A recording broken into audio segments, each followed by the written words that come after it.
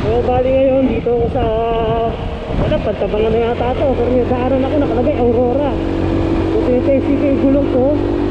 This is Jinko SR568 SR567.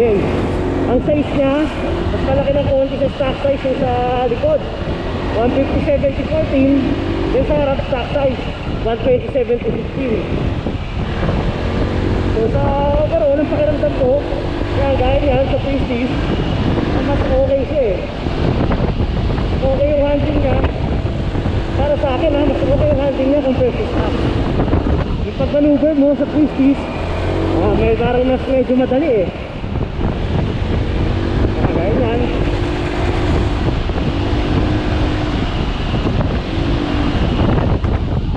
yan, kumukurba tayo ng 80 70.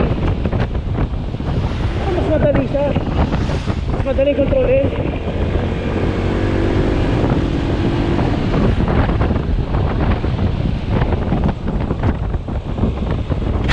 Yun, sumayad center stand.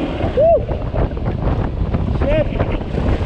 So nga, sumasayad ang center stand ng X-Max na sobrang tagaging.